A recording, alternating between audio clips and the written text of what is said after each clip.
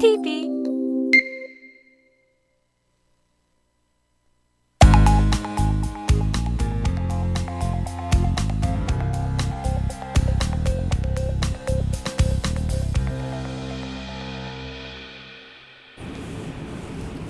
자, 염천구 2부 시작하겠습니다. 자, 1부 때는 이제 남북 정상회담 관련돼서 남북 이야기를 좀 다뤘고요. 2부에서는 좀 새로운 이야기를 또 좀 해보죠. 일단은 화신님이 하고 싶은 얘기 중에 이제 경기도에서 수술실에 CCTV를 설치하겠다, 이재명 경기도지사가 얘기를 했어요. 이 이야기를 좀 해보고 싶으신 것 같은데 의사들이 지금 반대하고 있습니다. 네. 네.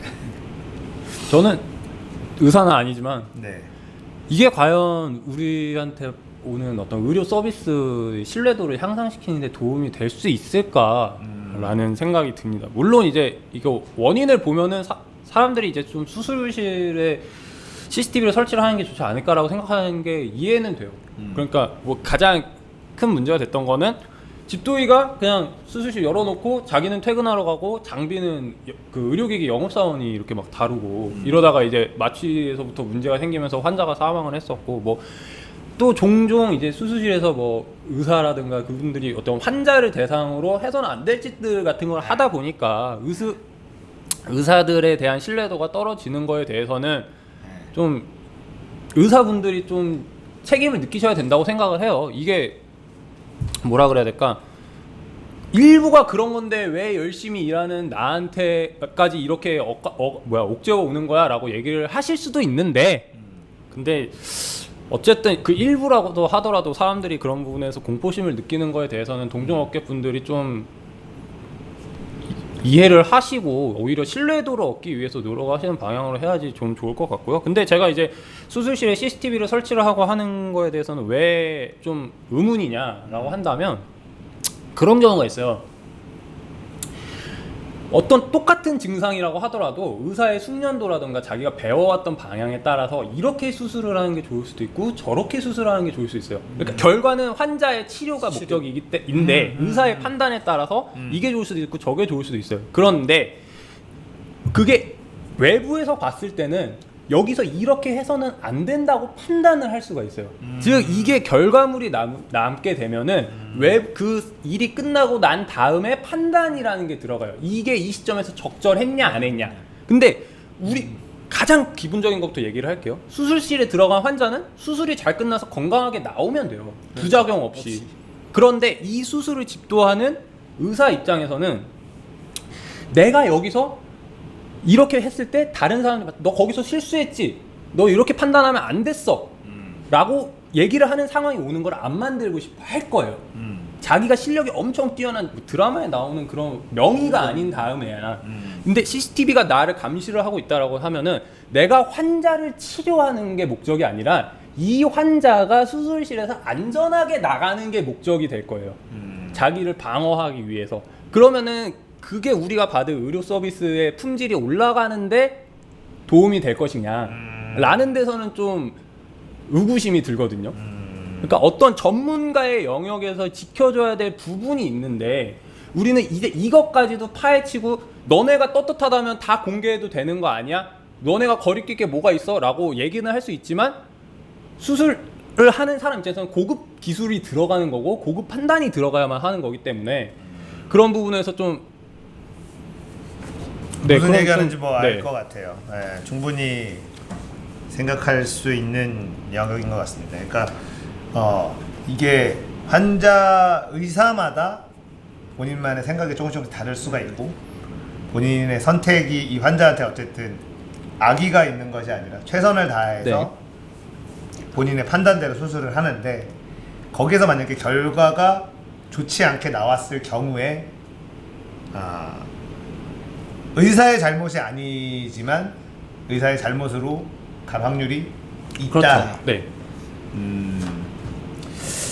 카야님 어떻게 생각하세요? 근데 수술실 내부에 설치할 거냐 외부에 설치할 거냐 요것도 중요할 것 같아요. 왜냐면 내부에 설치를 하는 거는 이게 수술하는 모든 영상을 녹화를 하는 거거든요. 그러면 이게 의료행위 그 녹화 저건데 제가 알고 있는 이런 걸 하려고 하면 수술자의 동의가 필요해요 원래. 그러니까 수술 영상 이게 교육용 자료로 남기기 위해서 그 영상을 찍는 경우도 있는데, 이런 경우에는 그 사람에 대한 수술 비용을 낮춰주면서 대신에 당신 이제 수술했던 장면을 우리 의사들을 키우기 위해서 하겠다, 요런 거 되게 많이 하고 제가 많이 있는 걸로 알아요. 요것도 생각보다. 그러니까 증례에 따라서, 왜냐면 없던 증례가 갑자기 나오거나 아니면 비슷한 증례지만 상황에 따라서 조금씩 틀리기 때문에 그런 있는데, 요게 내부에 있냐 외부에 있냐에 따라서 요것도 많이 나올 것 같아요. 일단은 저는 개인적으로는 외부에는 무조건 있어야 된다고 생각을 해요. 왜냐면 수술실 내부에 들어갈 수 있는 거는 담당 이제 저희 아버지도 수술을 좀 많이 하셨지만 담당 마취, 그다음에 의사, 전문 집도의 이제 제일 보조 이렇게 있는데, 이 사람들 이에 들어가면 안 되거든요. 그거를 최초로 걸을 수 있는 게 이제 외부 CCTV인데 그런 거는 좀 필요하지 않나. 네, 외부 그 그러니까 정도는 저는 내부보다는 외부에 설치를 해서 그런 거를 해야 되지 않나. 그러니까 이게 이재명 경기도지사가 한 게 환자의 동의가 있을 경우라는 단서가 붙어요. 네. 이번 것도 환자의 CCTV 설치를 해놓고 환자의 동의가 있으면 녹화를 할 수 있다, 이렇게 돼 있고, 그리고 목적 자체가 환자의 인권을 보호하기 위해서. 그렇죠. 그래서 아마 뭐 실제로 논의가 이제 구체적으로 되면 의료 행위를 직접적으로 촬영하는 게 목적이 아니라 의료인들이 환자를 어떻게 대하느냐를 보는. 그러니까 어쨌든 뭐 최선을 다했고 결과가 좋지 않더라도, 근데 문제는 뭐 장난치고 인권의 문제를 그쵸. 뭐 이렇게 하고, 특히 뭐 여성 환자 같은 경우는 성희롱 네. 같은 거를 뭐 이런 것들을 방지하기 위해서, 문제는 의사들이 반대하는 이유가 지금 화신님이 얘기하는 이런 것 때문이라면 저는 대화의 여지는 충분히 있다고 봐요. 그러니까 우리가 국민들이 생각할 때 어떤 국민 감정이라고 하는 게 사실 다수의, 그러니까 예를 들면 어린이집에 그 보육교사들이 아이를 때리고 이런 거가 전국에 있는 대다수의 보육교사들은 아이들한테 잘해주거든요. 네, 잘해줘요. 근데 이 소수의 그 보육교사들 때문에 어린이집에 CCTV가 의무화가 다 되고, 이런 거랑 좀 비슷한 영역이 아닌가 생각을 해봅니다. 네, 그래서 뭐 이 CCTV가 갖춰지고 이 의사와 이제 의료진들이 환자에게 최선을 다했느냐 안 했느냐, 딴짓을 했느냐, 아니면은 진짜 집도의가 아닌 엉뚱한 사람이 수술을 했느냐, 이런 것들을 방지하는 데는 분명히 큰 효과가 분명히 있을 거라고 보고, 대다수의 국민들은 잘한다라고 판단하는 것 같아요. 네. 대충의 여론들을 이렇게 살펴보면. 이게 문제가 되니까 약간 이재명 그 경기도지사가 이슈를 선점을 하고 나온 느낌이에요. 그러니까 그쵸. 좀 이게 워낙 국민들의 관심을 얻고 있다 보니까 경기도가 나서서 경기도에서는 이런 식으로 하겠습니다라는 걸 먼저 제시를 했고 이슈를 만들어낸 느낌이 드는데, 저는 이게 이렇게 되는 것까지 진행 상황을 보면은 국민들이 그 수술실에서 받는 불신, 의사들에 대한 불신이나 이런 것들이 근거가 없는 게 아니니까 당연히 이해가 그렇죠. 되죠. 그리고 네. 저도 그런 사람이 될 수 있기 때문에, 전문가가 아니니까 당연히 그런 거에 피해를 볼 수 있으니까 이해는 되는데, 네. 한편으로 드는 생각은 뭐냐면, 이게 점점 신뢰도가 떨어지고 있고 우리가 상대방의 영역을 인정해 주는 게 점점점 줄어들면서 최대한 그 끝에 끝까지 맞닿아서 확인을 하려고 하는 쪽으로 간다는 건데, 네, 뭐 그냥 사회 약방면이고 안타까움이 하는 소리고 별로 쓸모없는 얘기일 수도 있는데, 사회 모든 영역에 점점점 더 들어가가지고 내가 어디까지인지 너가 어디까지인지 나눠서 계속 보려고 하는 게, 결국에는 그럼 이렇게 계속 가다 보면 어디까지 갈 것인가, 이 문제에서는 여기서 되지만 다른 문제에서는 또 할 것이고, 이렇게 돼서 좀 우리 사회가 점점 악순환의 고리로 빠져드는 느낌을 받아요. 저는 역으로 이런 과정이 계속 있어야 된다고 생각하거든요. 왜냐하면 이제 전문가의 영역이라고 해서 아무도 몰랐던 영역들이 너무 많아요. 그러니까 그들만이 잘 먹고 잘해 먹는 영역들이 너무나 많아요. 지금도. 그래서 이제 이용하는 사람들은 전문가의 영역이니까 건드리지도 못하고 시키는 대로 계속 당하는 입장이 너무 많았고, 그런 것들이 계속해서 좀 투명해져야죠. 투명해져서 이용하는 사람들도 뭐 그냥 시쳇말로 눈탱이 좀 안 맞고 이런 사회가 사실은 투명한 사회고 건강한 사회고 선진화된 사회라고 보기 때문에 뭐 신뢰 문제인데 어쨌든 간에 그런 상황을 만들었던 거는 의사들 본인이거든요.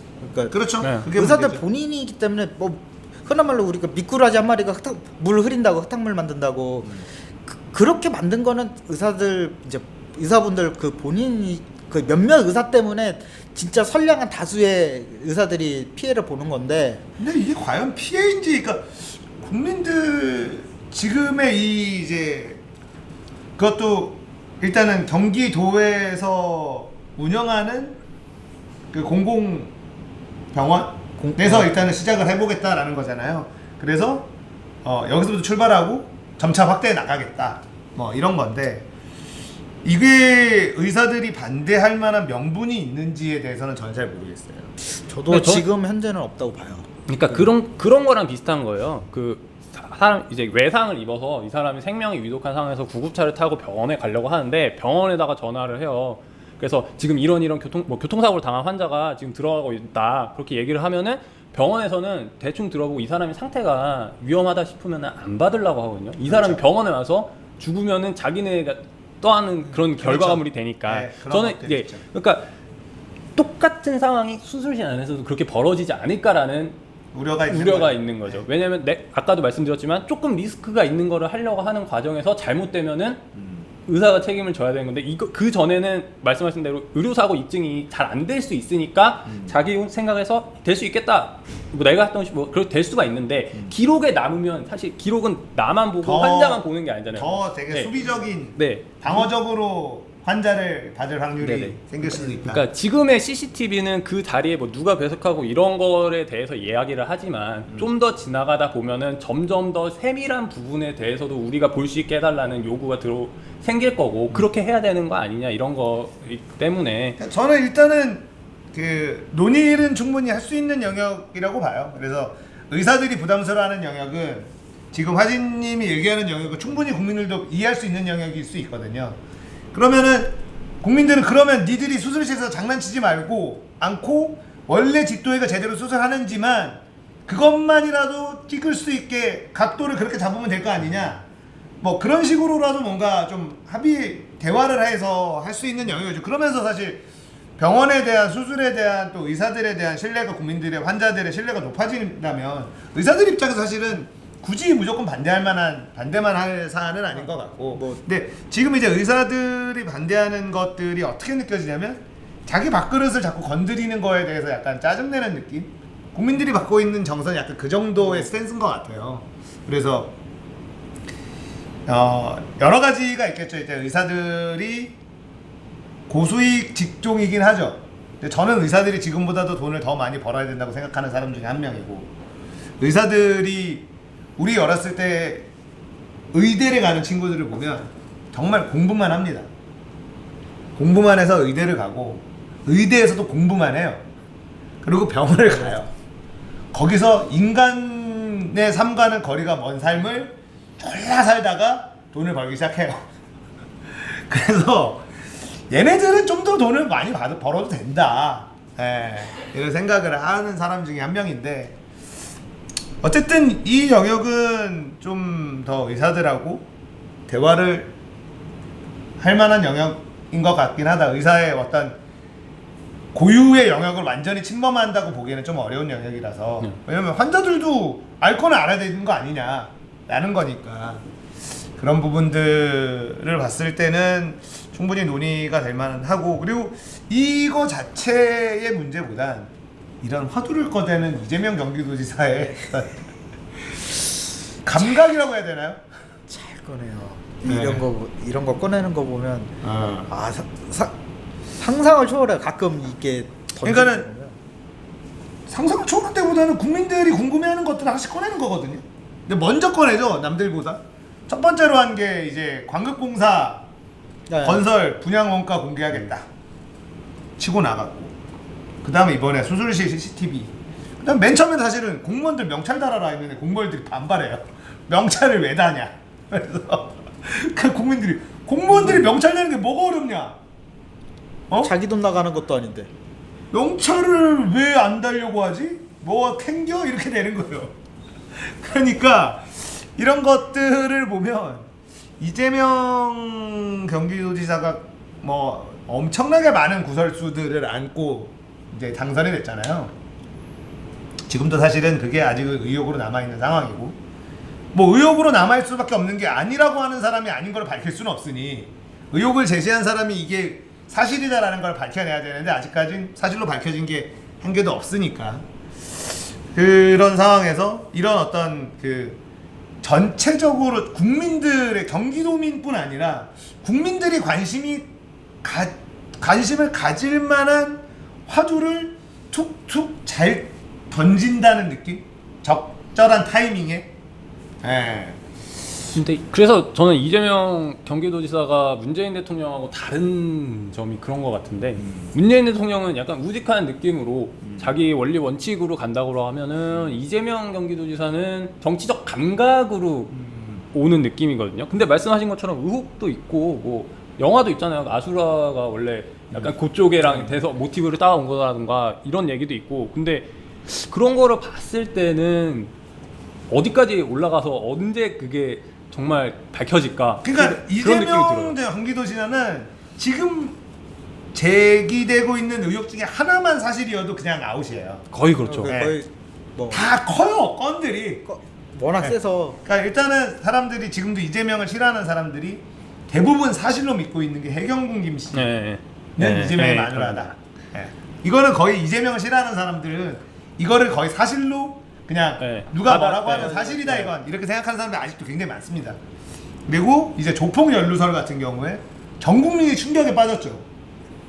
이재명이 충격에 빠졌는데 일단은 그것이 알고 싶다 해서 후속 보도가 없어요. 네. 네, 그냥 의혹 제기로 끝나버린 거고. 근데 그런 것도 있어요. 그렇게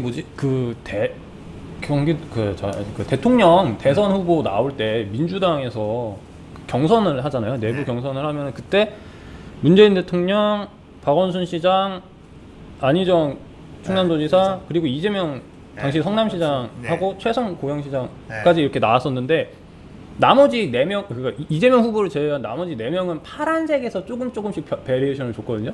근데 이분은 주황색을 갑자기 들고 나왔어요. 문제는 엄청 까였죠. 네. 엄청 같죠.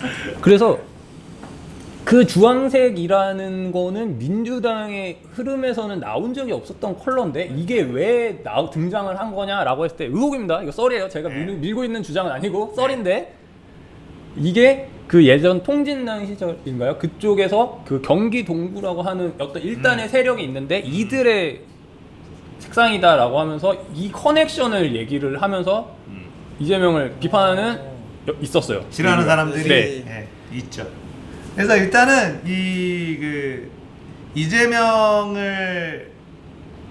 안티들을 보면 이제 문재인 대통령을 그냥 문바로 불리는 문재인 대통령을 굉장히 좀 심하게 지지하는 사람들이 이재명을 굉장히 싫어하거든요. 그렇죠. 네, 이재명을 굉장히 싫어하고, 자유한국당을 지지하는 사람이 이재명 싫어하는 것보다 민주당 지지자들 중에 이재명 싫어하는 사람이 더 많은 것 같아요.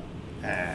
근데 어쨌든 그 이재명이라는 사람은 성남에서 어쨌든 행정가로서의 탁월한 능력을 한번 보여줬고, 이걸 경기도로 판을 키웠을 때 얼마나 그걸 또 보여줄 거냐 임기 내에 좀 봐야 될 거고, 본인도 다음 대선보다는 자기는 경기도의 재선 뭐 이런 얘기도 했었고, 그래서 어떻게 할지 행보를 좀 더 두고 봐야 될 것 같은데, 여전히 어떤 행정가로서의, 행정가이면서 정치인으로서의 감각적인 부분은 굉장히 탁월하다. 국민들이 원하는 게 어디고 가려운 게 어디고, 그리고 어떤 정책을 자기의 권한으로 어디까지 할 수 있는지에 대해서 심플하게 딱 내놓는. 그리고 경기도에서 또 이제 그거 했잖아요. 중학생 교복. 네, 맞다. 그것도 성남시에서도 계속 하려고 했었던 건데 이제 시의회에서 시의회에서 이제 막혀가지고 잘 못했던 거를, 그것도 계속해서 토론하고 뭐해서 현금으로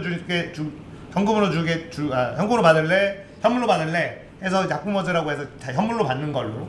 그래서 이제 그동안에 교복도 사실은 부모들이 되게 힘들었대요. 왜냐면 브랜드 교복들이 너무 비싸서. 비싸니까. 너무 비싸요. 네. 그 뭐 저희 때만 해도 그때 뭐책 뭐 스마트, 네. 스쿨룩스 막 이런 애들 연예인들 아이돌들 써가지고 쓰면 보통 뭐 교복값이 50만 원 막 이렇게 올라갔었으니까. 저희 그렇게 때도 비싸요? 예. 그렇게요. 그렇게 비싸요? 저는 50 위험- 50 막 30 싼 게 막 30, 50 이렇게 돼요. 그나마 이제 중저가 브랜드로 가면 막 한 15 이 정도 되는데 와. 기본적으로 교복이 한 10만 원은 다 넘어갈 거예요. 저는 교복을 안 입어가지고 중고등학교 때 저는 그 하복 기준 한 20만 원 아래였던 것 같아요. 하복 기준 20만 원 안. 20만 원 아래 한 15만 원 정도. 그러니까 이제 셔츠랑 바지랑 하면은 10에서 근데 15만 중학생들이면 1년 입으면 막 못 입고 있어. 막 큰 거 살 거야. 일부러 크게 사죠. 일부러 크게 사죠. 그래서 애들 중학생들이 이렇게 비용신 같아. 1학년들이 특히 1학년들이 애들이 뭔가 찐따 같다고 큰 옷을 입혀갖고. 그나마 이제 고등학생 가면 그나마 이제 그때는 성장기가 그때 오는 사람도 예, 있고 있긴 하니까 한데, 그때는 좀 그래도 나름 차이가 이제 핏이 있긴 한데 중학교 때는 없죠. 특히나 남자들이 그래. 네 맞아요. 여자애들은 이제 일찍 크잖아. 근데 남자들은 중학교 때 확 크니까 중1, 네. 2, 3이 확 크니까 고1까지 중1들이 되게 애들이 이상해요. 근데 이렇게 큰 옷 네. 입혀놔가지고 근데 어쨌든 그거를 이제 경기도의 중학생들은 교복을 받게 되는 거죠. 언제부터 받게 되는지 정확히 모르지만 근데 당연한 거 아닌가요? 생각해보면 저도 당연하다 생각해요. 의무교육인데 그러니까 그 교복을 입히는 거의 목적 자체가 교육 목적이라는 게 들어가잖아요. 그렇죠. 근데 그러면은 의무교육인데 교육 목적이면 거기 들어가는 것도 해줘야죠. 그렇죠. 당연히 네. 그 의무교육이라는 거 학교를 안 보내면 부모가 처벌받는다는 뜻이거든요. 근데 내가 보내기 싫은데 돈 없어서 교복 살 돈도 없고 나는 우리 애를 교육을 안 시킬 건데 이렇게 하면은 처벌을 받게 돼 있는데 교복을 돈 주고 사. 이것도 사실 웃긴 거죠. 어떻게 보면. 네. 그리고 애들 밥 먹이는 것도 의무교육이니까 당연히 의무급식을 해야 되는 그쵸. 거고 안 먹으면 혼나야 되는 거예요. 그것도 먹는 것도 교육의 일환이니까 애들 성장기에 잘 먹어야 되는 것도 그래서 애들 먹는 거에 장난치는 애들도 좀 강력하게 처벌을 네, 해야 되는 그렇죠. 거고 그런 부분이잖아요. 예. 그래서 지금 어쨌든 성남시에서 안 됐던 걸 경기도에서 하나씩 좀 풀고 있어요. 그 지역 화폐 같은 걸로 성남시에서 네. 그래서 좀 반응이 괜찮아- 나쁘지 않았는데 네. 경기도에서도 해볼라나? 근데 경기도는 워낙 사이즈가 커서 안 커서 좀 힘들잖아요. 좀 많이 힘들 것 같아요. 네. 지금 지역 그러니까 뭐- 화폐가 있으면 좋을까?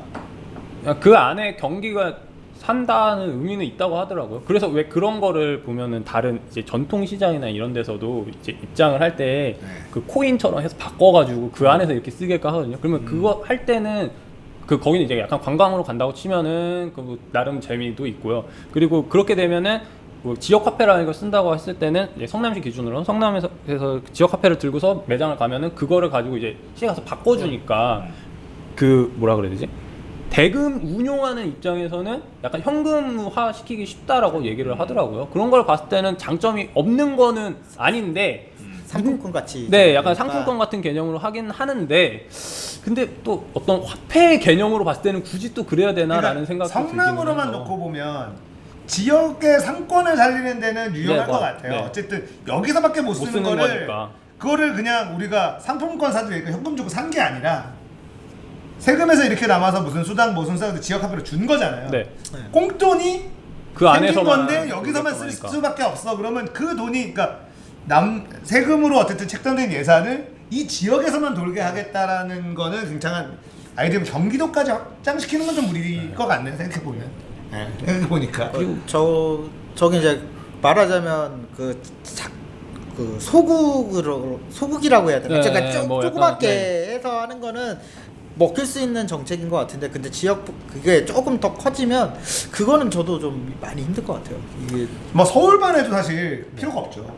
왜냐면 서울에서 다 소비를 하는데 무슨 그러니까 기왕이면은 여기서 소비가 해라, 되게 네. 왜냐면 서울은 너도 나도 여기 서울에서 다 소비를 하는데 굳이 뭐 지역 화폐 같은 게 필요할 리가 없고 이제 그런 부분들이 조금만 지방이 내려가도 어떤 단어가 서울 사람들은 안 쓰는 단어인데 지역 경제라는 얘기를 네. 지역 경제. 지역 경제라는 경제라는 말을 건. 굉장히 많이 씁니다. 그래서 소주도 참이슬 잘 안 먹어요.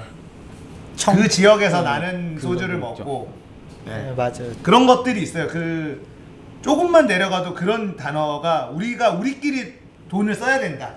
우리 지역에서 나는 물건을 사줘야 된다. 이런 단어들을 많이 쓰거든요. 근데 그런 것들이 용어를 많이 쓰는 동네에서는 지역 카페 같은 거는 만약에 예산이 있는다면은 좀 효과적으로 어느 정도는 활용해 볼 수 있는 아이템 중에 하나가 아닐까. 부산만 해도 사실 시원 소주 안 먹어도 돼요. 부산은 워낙 커서. 저기 청주 가면 제가 가끔 바둑 들어 청주 가거든요. 그 한창 갈 때는 청주 가면 청풍이라는 소주가 별도로 있어요. 아 청주예요? 예, 그래서 청주 가면 형들이 참이슬 달라고 안 해요. 청풍 주세요 그래요. 다 그래요. 다 그래요. 그리고 뭐 지역마다 소주가 있어요. 어느 정도 어떤 데면 청주나 익산, 군산 뭐 이런 데 있잖아요. 이런 데들은 지역 경제가 매우 소중해요.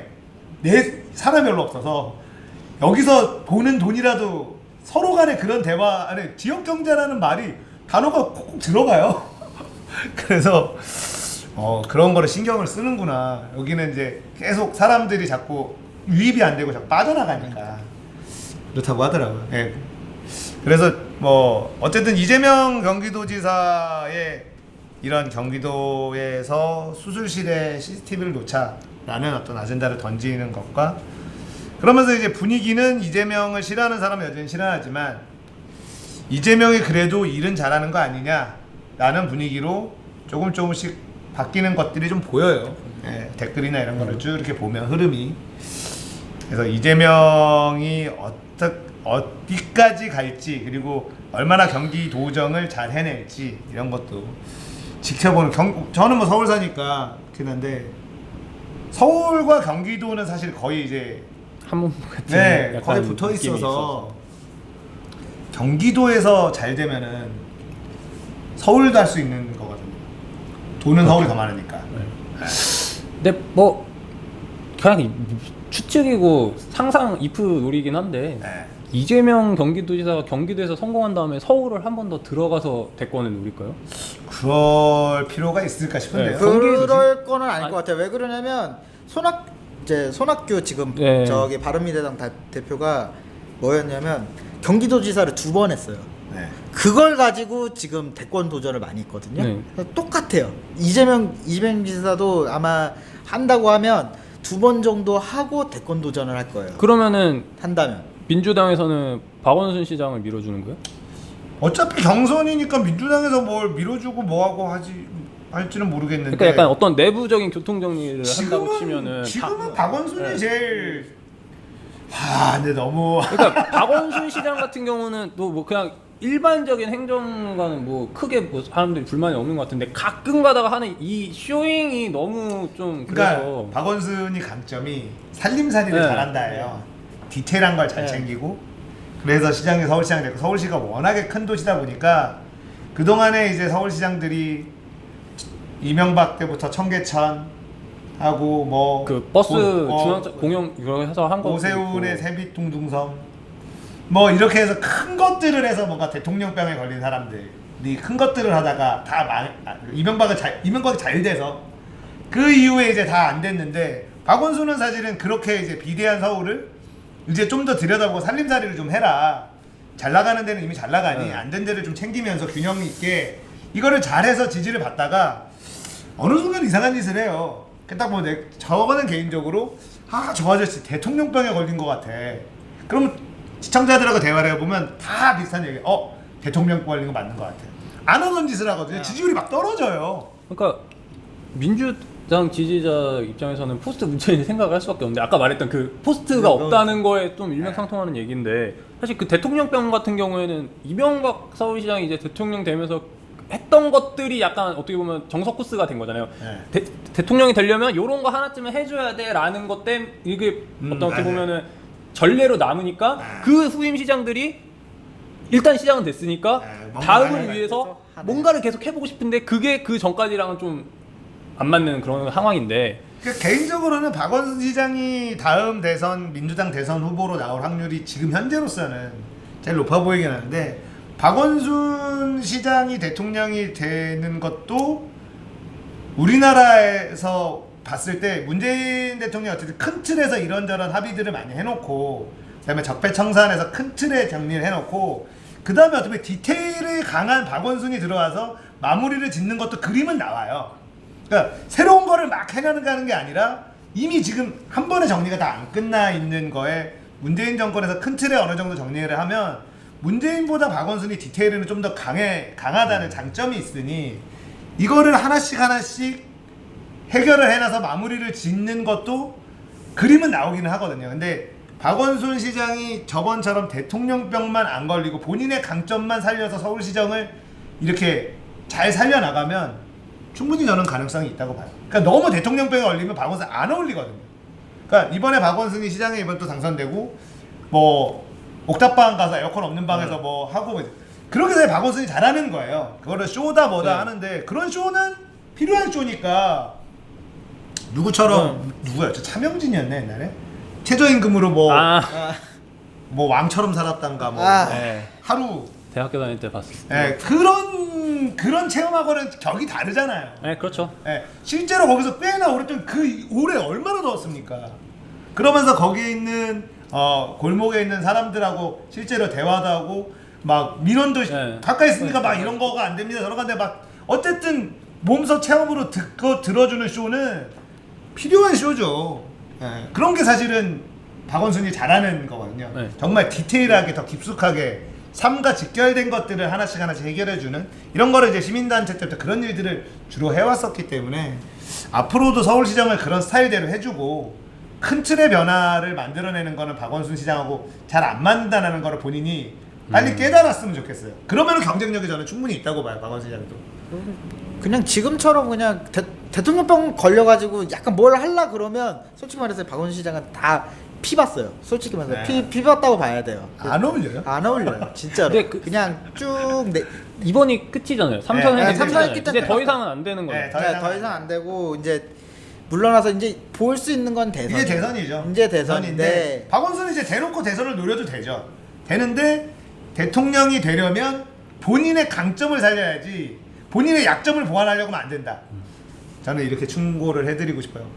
원순이 형님에게. 그리고 원순이 형님이 인물이 대통령상이 아니에요. 절대 아니죠. 그러나 아니, 저는 뭐 대통령 상으로 대통령한 사람 뭐 대부분은 다 대통령상이었는데 저는 이명박을 보고 대통령상이 네. 아니어도 대통령이 될 수 있다라는 이제 믿음이 생겼지만 원순이 형 아니 근데 뭐 다들 동의 안 하실 수도 있어요. 근데 인물 생긴 거 가지고 실제로 많이들 저거 해요. 그렇죠. 표현이 많이 보일 수밖에 없어요. 뭐 지금 아까 전에 막 올라오는 채팅창 잠깐 보니까 박원순, 뭐 이낙연 지금 저 국무총리 막 이렇게 나오는데 저희가 봤을 때는 대통령 상 지금 행정부 내부에서 있는 대통령 상이라고 하면 그나마 이낙연 지금 국무총리 그 다음에 김부겸. 얼굴로만 따지면 황교안이지. 아 교환 형은 아니에요. 황교안이 얼굴만 따지면 진짜 대통령처럼 생겼잖아. 저는 황교안이 오히려 그 대통령처럼 안 생겼다고 생각해요. 오히려 제가 이때까지 그런 봐왔던 상 이런 거 보면 황교안은 약간 유행진한 대통령상이래. 맞아. 유행진하게 유행진. 생겼다. 요즘 트렌드는 네, 아닌데. 요즘 트렌드는 아닌 게 맞네. 근데 김부겸 그래서 저는 오히려 이제 김부겸 그 행자부 장관이 좀 더 높지 않나. 아무튼 이재명 이야기하면서 이런 민주당의 대권 주자들까지 한번 얘기를 해봤네요. 지금이 시간이니까 카야님이 얘기하고 싶은 거가 이제 9.13 부동산 대책, 부동산 대책에 대해서 이 얘기 좀 또 얘기를 좀 해볼까요? 부동산 대책이 9.13에 나왔습니다. 종부세 관련된 것들 그리고 보유세, 종부세가 제일 핵심이고 그다음에 가장 큰 핵심은 한 채 이상 가진 사람들이 빚내서 집 못 사게 하겠다가 가장 큰 핵심이었던 것 같아요. 이거를 전 잘했다고 생각을 해요. 왜냐면 어쨌든 간에 종부세건 뭐건 일단 있는 사람 세금으로 뜯어내는 거는 당연한 거거든요. 뭐 예를 들어서 미국만 놓고 봐도 돈 잘 버는 사람 좋은 집 살고 뭐 하면 세금 많이 내게 하잖아요. 뭐 일례로 상속세 이제 약간 조금 핀트가 들어는 상속세 그 조지 부시 때 아들 부시죠. 조지 부시 때 저걸 하려 그랬어요. 상속세를 줄이려 그랬어요. 미국 상속세 그 세금은 그 내는 비율을. 근데 다 그랬잖아요. 부자들이 다 그랬잖아요. 워렌 버핏부터 해가지고 줄이면 안 된다. 많이 내야 된다. 우리는 많이 내야 되는 사람들이다. 그러니까 그걸 따지고 보면 똑같아요. 부동산도 많이 갖고 있다는 건 내가 그만큼 뭔가 이제 자산을 많이 갖고 있다는 거거든요. 그럼 돈을 많이 내야죠. 그거 이제 그 취지로 보면 그런 건데 뭐 어떤 사람 얘기를 들어보니까 70채를 갖고 있대요. 아파트를 70채를 갖고 있대. 70채. 근데 다 그걸 어떻게 샀냐? 집을 사요. 빚을 내. 또 사. 빚을 내. 계속 그렇게 해서 70채를 샀대요. 뭐 어떤 분은 제가 얘기를 이제 들은 건데 아파트에서 그 아시잖아요. 그 벽지 도배하시는 분인데 이분이 집을 12채를 넘게 갖고 있대. 그것도 일산 쪽에만. 근데 이유가 뭐냐면 대금을 줘야 되잖아. 원래는 대금을 줘야 되잖아요. 대금을 안 주고 아파트를 주는 거야. 한 호씩. 미분양이. 그러니까 미분양이 있으니까? 있으니까. 근데 일산에 있는 아파트 그거 한 채씩 주는 거야. 그렇게 돼서 12채를 갖고 있대요. 이런 분들 많아요. 갑자기. 그러니까 그런 분들 이제 정리할 분들은 이제 전 이제 해서 처음에 그 예외 기간을 줬잖아요. 유예 기간을 팔 사람 파시고 임대업자 등록하실 분 등록하세요. 저는 충분히 줬다고 생각을 하거든요. 그때 진짜 있던 분들은 이런 거죠. 올라봤자 얼마나 오르겠어. 막 이렇게 간 보다가 지금 간 보는 타이밍 놓치고 지금 이제 그 두들맞게 생긴 거예요. 뭐 강남에 나 돈 벌어놓고 하는데 집이 30억이 넘어. 그럼 30억이 넘어가는 집을 사는데 돈이 없다는 거 말이 안 되거든요. 솔직히. 그러니까 자가로 되는 집인데. 지금 종부세인데 사실은 뜯어 보면요. 엄청나게 무슨 세금 폭탄은 아니에요. 그러니까 제가 알기로 공시지가 6억 원 기준인 거잖아요. 네, 공시지가 그러면은 6억. 실제 매매가는 사실 그거보다 더 9억에서 되는 10억. 거잖아요. 이제 9억에서 10억 정도 된다고 보면 되고. 그래서 이게 또 다주택자일 때 좀 심하고 네. 공시지가 한 채인 경우에는 한 1년에 10만 원 정도 올라요. 그러니까 아파트 값이 오르는, 그러니까 단순해요. 종부세가 내가 매년 내야 되는 돈이에요. 그냥 아무것도 아니고 갖고 있다라는 것만으로도 내야 되는 돈이니까 가진 사람들이 이렇게 얘기하겠죠. 아파트 가지고 건물 가지고 있는 게 죄야? 왜 나한테 그 가지고 있는 것만으로 돈을 내라 그래?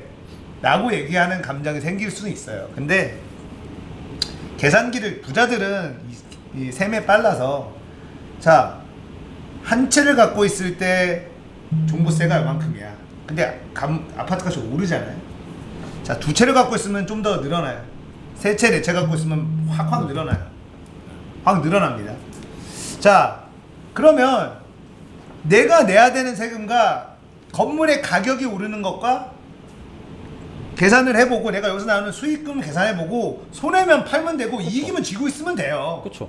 아주 심플한 거예요. 거품 물 일도 사실 아니고. 그렇게 해서 만약에 손해가 되는 것 같아서 내놔라라고 하면 그러면 이제 이것 때문에 건물 가격이 막 올라가다 주춤한단 말이에요. 그리고 대세 하향으로 조금씩 떨어져요. 이러면은 내놓겠죠. 내놓는 사람들이 많아지면 건물값이 조금 더 대세 하락으로 가면서 안정적으로 갈 거다라는 거고 거품물 만한 일도 아니에요. 네, 그러니까 저도 그런 생각인 거예요. 그러니까 뭐 해서 올린다고 하는데 실제 그러면서 이제 막 자유한국당이나 이런 데서는 막 서민들 가진 거는 집밖에 없는 서민들에게 마지막 남은 희망마저 잃어버리게 만드는 정부의 독단적 조치 뭐 약간 이런 식으로 얘기를 하는데 아니 생각을 아무리 곰곰이 해봐도 이게 약간 계산이 안 맞는 느낌인 거고. 아니 왜냐하면 돈이 자기네들이 그렇게 갖고 있거든. 그러니까 자기네들 세금 내기 싫다는 얘기예요. 그게. 그러니까 자기는 워낙 많이 갖고 그쪽에서는 그렇게 얘기를 하는 건 뭐 어쨌든 간에 뭘 해도 빚도니까 뭐 그럴 수 있다고 치는데 그거에 맞춰서 사람들이 막 이번 정부는 부동산이 계속 올라가고 잡으라는 집값은 안 잡고 막 세금만 더 가져가려고 이렇게 얘기를 하니까 이게 자기 집값 올라오는 거는 기분 너무 좋았거든. 그래서 그래서 이 부분이 이제 근데 9.13 부동산 대책 댓글 보면서 포탈에 이런데 댓글들 반응을 쭉 보면 부족하다. 부족하다. 더 세게 가도 된다예요.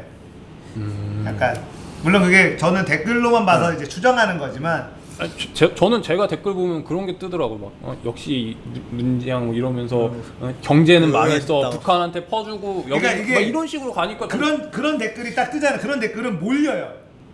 어느 순간에 쫙 몰려서 올라온 다음에 안 올라옵니다.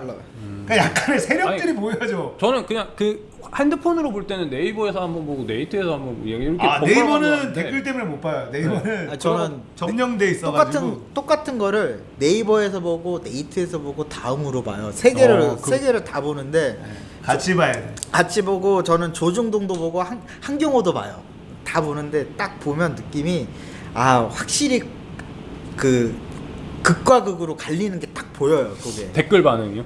네, 댓글 반응 자체가. 그리고 요즘에는 다음에도 많이 올라와요. 네, 아니, 그러니까 저는 그 보는 게 좀 짜증나서 사실 댓글은 잘 안 보는데 볼 때마다 이렇게 생각하는 사람들이 많은 댓글을 좀 거라는 많이 생각이 봐야 들어요. 돼요. 많이. 그래서 문재인 정부의 되게 안 좋은 댓글들은 쫘르륵 붙어서 옵니다.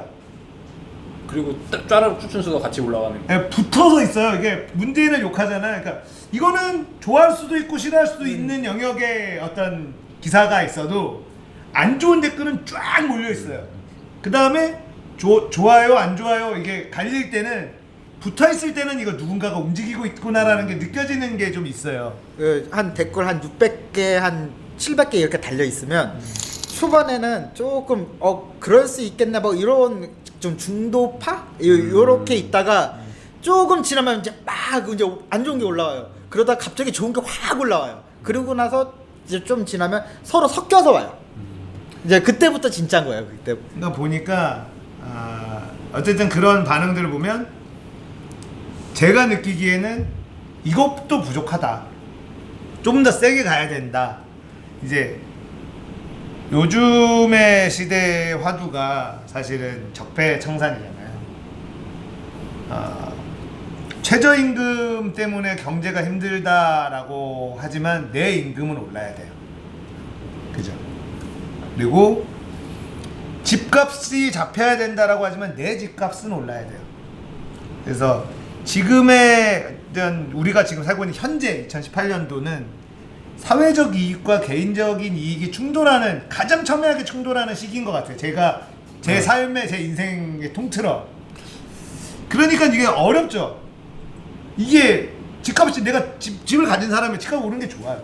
근데 우리 아이들을 생각하면 집값이 계속 오르는 게 과연 좋으냐라고 하면 엄청 집을 많이 가진 사람들이야 좋겠지만 그렇지 않은 사람들은 그렇게 달가워할 만한 일도 사실 아니거든요. 그러니까 전 좀 그 집값 관련해서는 아직까지도 모르겠는 것 중에 하나가 뭐냐면 집값이 오른다고 치면은 이게 기분이 좋은 거는 내가 이거를 팔았을 때 그렇죠. 현금화가 그렇죠. 됐을 때잖아요. 네. 근데 가격이 올라가서 이걸 살 사람이 없어. 그러면 나는 이거를 못 파는 거잖아요. 그러니까 현금화가 안 되는 거잖아요. 그래서 부동산인 거잖아요. 근데 그냥 지금 그 가격이 오른 것 때문에 내가 기분이 왜냐면 서울은 팔려요. 지금 집값이 많이 오른 데가 대부분 수도권이거든요. 네. 그리고 이런 데는 그러니까 여기서 팔아서 완전 외곽으로 빠지면은 현금을 쥐고 나갈 수 있죠. 네. 네. 근데 결국에 그렇게 한다는 생각이 있으면은 뭐 지금 집값이 오르고 나 언젠가 팔고 나갈 거니까라는 생각이 드는데 대부분은 우리 서민들은 이 집을 쉽게 이렇게 할 수가 없잖아요. 그렇죠. 워낙에 들어가는 돈도 많고 내가 한 번 사면 여기 묶이는 것도 있고 그리고 나중에 그거를 팔았다고 했어도 비슷한 동네 비슷한 급으로 못 갈 수도 있는 거고 그러니까 되게 위험한 게임을 하는 건데 그게 되게 뭐냐면 어쨌든 간에 내 자산이 올라가는 네. 거예요. 그냥 내 자산이 올라가는 게 좋은 거야. 근데 그리고 이때까지 부동산으로 망한 사람이 없어서 그래요. 부동산으로는 다 돈 벌었는데 문제는 우리가 열심히 일해서는 이런 돈을 벌 수가 없어요. 그렇죠. 부동산으로 아파트 하나 거기서 조그만 거 하나 샀는데 뭐 1억 5천만 원을 샀는데 10억이 돼 있어. 이런 일이 노동으로는 불가능하니까 아직도 옛날에 부동산으로 돈 벌었던 사람들은 땅 보고 건물 보고 다녀요. 이제 건물 사지 마라 뭐 이렇게 저렇게 해도 본인의 경험이 부동산으로 돈을 안 벌면 뭘로 이런 돈을 벌겠냐. 생각이 있기 때문에 아직도 그대로예요. 그래서 강력한 정책으로 정말 잡지 않으면 안 잡히는 게 부동산인 거죠. 이때까지 경험에 부동산으로 실패한 적이 없으니까 그래요. 그러니까 딱 하나 잡는 게 있어요. 옛날에 노무현 대통령 때 김진표 그분이 한 말이 있어요. 부동산 시장 잡는 법은 딱 하나 있다. 사회주의법으로 잡으면 잡힌다. 그러니까 아주 부동산 가격이 너무 그때 널뛰기에서 올라갈 때라 그때도 딱 하나 했어요. 아예 사회주의법, 그러니까 말이 좀 이상하긴 한데 사회주의법으로 그냥 아예 진 눌러버리면 잡힌다 이거예요. 근데 지금 그렇게 잡기는 너무 힘들어졌죠. 왜냐면 근데 어차피 그거는 불가능. 사회주의법을 어떻게 잡아요? 전 이게 9.13 부동산 대책의 후속으로 이제 금요일에 그거 신도시 미니 신도시 계획 떴잖아요. 네. 근데 그게 이제 서울에 몇 군데랑 서울, 근교, 경기도 몇 군데 이렇게 해서 좀 33만 원, 뭐 30만 원 정도를 공급을 하겠다라고 했는데 그것도 뭐 댓글을 보니까 아니 뭐라더라? 지방에는 관리 안 하고 수도권만 관리한다라고 뭐 이렇게 반응을 하거나 아니면 그 수도권에 짓지 말고 서울에 지어라 뭐 이렇게 좀 격렬하게 반응을 하는 댓글들이 있는 거예요. 그래서 여기다 짓는 거는 사람들이 다 서울에 살려고 하니까 정부도 어쩔 수 없이 그렇죠. 서울에 있는 거를 공급을 늘려서 가격을 낮추려고 하는 것 같은데 그거는 또 그렇게 했다고 또 욕먹네? 라는 그러니까 생각이 이게 들어서 개인의 욕망과 네. 사회 개인적 욕망과 사회적 욕망에서 충돌한다니까요. 왜냐면 지방은 지금 남아요. 남아 돌죠. 그 지방에다가 더 짓는다는 건 지금 의미가 가뜩이나 없는 힘든 거잖아요. 거죠. 다 죽으라는 거라서 지방에다 더 공급하기도 그렇고. 근데 여기다가 하면 왜 거기다 짓냐? 내 근처에 지어야지. 여기다 짓냐? 그러니까 이게 특히나 부동산 가면은 이제 요즘에 아줌마들의 담합 이제 부녀회에서 부녀회에다가. 카페를 운영하고 만약에 자기네가 생각하는 금액보다 싸게 판 부동산하고는 매물을 거기를 다 취소해요. 여기랑 거래하지 마요. 부동산 업자들이. 그리고 지금 이제 어느 정도였냐면 여기 신도림도 막 난리 났었거든요. 이 동네는 아파트 값이 얼마 전까지 네. 하루에 막 1,000만 원, 2,000만 원씩 그냥 오. 하루 지나면 계약서를 쓰려고 계약서를 썼는데 윗돈 주고 집주인이 계약을 취소해요. 야, 그렇게 막 미쳐 막 푹푹푹 막 오르는 거예요. 누가 올리냐면 외지에 있는 부동산 업자들이 와요. 그리고 외지에 돈 많은 사람이 집도 안 보고 그냥 사요. 집을 안 보고 그냥 계약을 해. 한 2천만 원, 3천만 원 그냥 더 딱 더 주고 그냥. 아니 그냥 집주인이 어제보다 3,000만 원 올렸어. 어? 그래서 보통 집을 살려면 집을 보고 어떤지를 봐야 되잖아요. 봐야죠. 누가 계약하는데 계약하는 거예요 그냥. 그 사람은 집도 안 봐. 상태도 안 보고 그냥 사요. 그 계약 끝내버려. 이런 일들이 막 벌어지니까 외부에 있는 강남 이런 데 부동산 업자들이 일로 막 와요. 저쪽은 이미 올라서 포화 상태니 이쪽으로 빠지겠다. 무서워. 그러니까는 이제 그 부녀의 아줌마들은 이런 움직임이 있어서 추천 부동산에서 강남 무슨 부동산 뭐 이런 데를 공유해. 얘네들한테 물건을 주면 비싸게 잘 받아주더라. 이런 것들이. 그러니까 저는 약간 이 집에 대한 이 왜곡된 게 진짜 너무 많이 뒤틀려 있다라는 생각이 드는 게 맞아요. 이거 저 뭐 개인적으로 들은 얘기인데 이번에 결혼을 해가지고 아이가 이제 3살 4살 되신 분이 있어요. 좀 되신 분이 네. 집을 알아보는데 임대주택 NH 네. 쪽으로 해가지고 들어가 보시려고 했는데 그러면서도 한편으로 고민이 되는 게 뭐냐면은 아 요즘 애들은 그 거기를 보면서 휴거라고 부른다. 네. 뭐, 휴먼시야 거지. 예.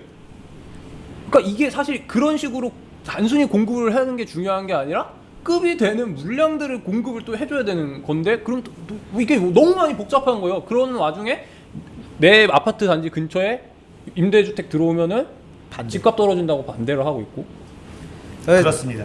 아예 지금 그래서 가장 이슈가 되고 있는 게 용산 지금 네. 비금부지 거기다가 그냥 임대주택 평수별로 크고 작은 거 딱 해가지고 받는 거 돈 받는 거야. 국가에서 받는 거니까 그냥 한 30만 원, 40만 원 그냥 용산 부지에다가 딱 지어버리면 그 거기가 엄청 노른자 땅이래요. 노른자 땅이잖아요. 거기는 거기다 서울 저- 한가운데잖아요. 용산이 서울 한가운데. 거기다 그러니까 30만 원, 40만 원 자체를 아예 다 임대주택으로 다 넣어버리는 거야. 그러면 서울시는 집값 잡혀요. 제가 봤을 때는 그렇게 될 것 같아요. 안 잡히죠. 그걸로 서울시가 어떻게 시작해요? 그걸로 거기도 프리미엄 붙기 시작하지 않을까요? 당연- 만약에 그렇다고 하면? 당연- 만약에 그렇다고 하면은 30만 원, 40만 그리고 원. 거기에 임대주택을 지을 수가 없어요. 그 땅을 그 노른자 땅에 임대주택만 어떻게 있습니까? 안 돼요. 그거. 근데 저는 만약에 그래서 방법이 진짜 공원 같은 거밖에 못 해요. 거기에 이해관계가 들어가는 걸 하기가 되게 어려워요. 용산의 미군 부지 그쪽은 거기에 뭔가 이해관계가 들어가는 게 되는 순간 이게 너무 사이즈가 큰 땅이라 쉽지가 않습니다. 거긴 공원 같은 거 하는 수밖에 없어요. 그냥 시민들한테 돌려주는 거 외에는 미군 부지는 쓸 수가 없어요.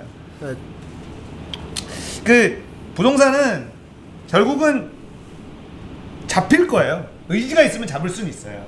그리고 사실은 뭐냐면 내가 사는 집 그리고 뭐 예를 들어서 부모님 집까지 내 명의로 해놓는다든지 뭐 세번 2주택까지는 좀 여유 있는 사람들이 그럴 수 있는데 이제 3주택부터는 누가 봐도 굳이 필요 없단 말이에요. 그러면 여기서부터는 세례받는 임대사업자로 바꾸면 되고 그래서 임대사업자로 지금 다 바뀌어요. 그래서 법이 안 할 임대사업을 안 하고 그냥 이렇게 개인으로 이렇게 주고받고 하는 거가 안 되는 걸로 지금 가고 있고요. 다 이제 바꿔야 되는 걸로 가고 있고 주택을 많이 갖고 있는 사람들이 풀어내면 집값은 내려갈 수밖에 없습니다. 매물이 많이 나오면 그건 어쩔 수 없죠. 근데 이제 정책을 통해서 분명히 할 수 있고 이때까지 그러면 이걸 왜 안 했느냐라고 놓고 보면 표면적으로는 그런 게 있어요.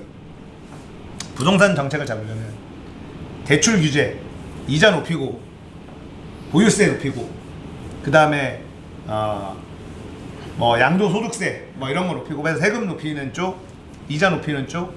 근데 이게 다 현재 경기를 얼어붙게 하는 모든 정책이에요. 근데 우리나라는 역대 내수가 좋았던 적이 없어. 이 정책을 다 쓰면 부동산이 잡히는데 나머지 경기도 다 얼어붙는 거예요.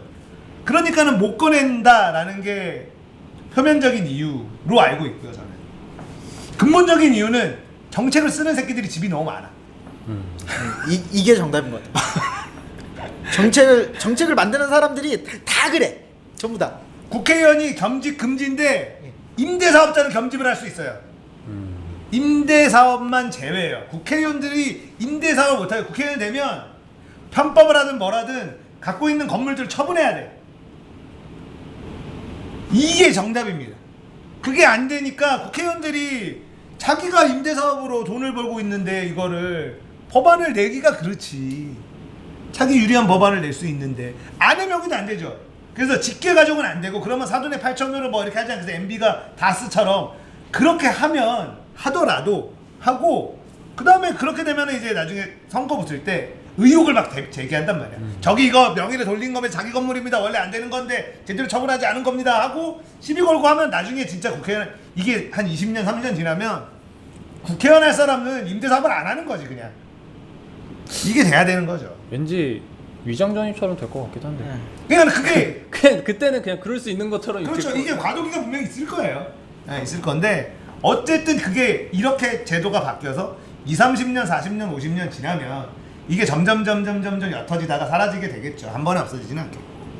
아무튼 뭐 부동산은 저는 경기가 얼어붙어서 사실 실질적으로 서민들이 부동산을 잡는 정책을 강력한 정책을 쓰면 서민들도 힘들어진다가 표면적인 이유이고 근본적인 이유는 정책을 내는 사람들이 다 부자들이다. 건물을 많이 갖고 있다. 가 아닐까. 라고 아니가 아니라 거의 팩트일 것 같아. 조심스럽게 없는 사람들끼리 얘기해 보는 거예요. 있는 사람들이면 우리가 염천교에서 종부세 이대로 좋은가? 아니 무슨 집 가진 게 뭔 죄요? 이러면서 토론하면 정말 행복하겠지만 제가 집 사는 거보다 그 디에고님이 호날두 만나는 게 빠를 것 같아요. 호날두 만나서 친해져가지고 어떻게 하는 게 더 현실적일 것 같긴 하네요. 근데 지금은 어쨌든 거래는 확실히 잦아들었어요. 상승세는 확실히 확 꺾였고 집을 여러 채 가진 사람들이 이제 계산기를 두드리고 있는 타이밍이에요. 이거를 계속 지고 있는 게 그러니까 집값이 계속 오르니까 오르는 것보다 세금 내는 게 더 높으면 오르는 게 더 높으면 이 세금 내고 갖고 있는 거고요. 아니면은 뭐 처분할 거고. 처분하고. 눈치 보고 있는 상황이어가지고 부동산은 어떻게 될지 좀 더 지켜봐야 될 것 같습니다. 어쨌든 여러분들은 부모의 도움 없이 서울에 집을 살 수는 없다. 씨발. 은행빚으로 뭐 요즘 뭐 다 그러잖아요. 차는 캐피탈로 사고 캐피탈이 사주는 거고 집은 은행이 사준다고. 거고. 네. 그렇죠. 저도 몇 년 전에 샀어요. 여기를. 반이 은행 빚이거든요. 은행에 월세를 내고 있는 건데 그때 이제 전세값을 갑자기 너무 지금은 집값이 막 올랐잖아요. 그때는 집값은 안 오르고 전세값이 막 미쳐 날뛰던 때가 있었어요. 갑자기 1억을 전세값을 올려달라는 거야. 이 돈이면 차라리 사기라고 하는 그런 시절이 있잖아요. 막 그 집값에 막 80% 90% 전세값이 막 치고 날아갈 때 그때 우리의 또 최경환 형님께서 초이노믹스를 하면서 대출을 막 엄청 막 해주는 거예요. 은행에 갔더니 이건 무조건 돼요.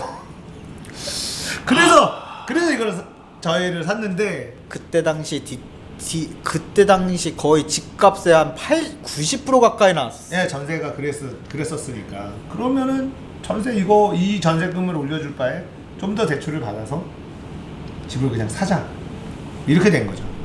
네. 은행에 월세 살고 있는 거죠. 은행에. 최경환 총리가 좋은 일 할 뻔했네. 그때는 이제 한 채 있는 사람들한테는 도움이 좀 됐죠. 근데 이제 집이 여러 채 있는 사람들이 더 큰 도움이 됐으니까. 더 큰 이익이 됐으니까. 자, 2부 여기서 마무리하도록 하겠습니다. 저는 잠시 쉬었다가 3부로 돌아올게요. 여러분들 염청규 함께하고 계십니다.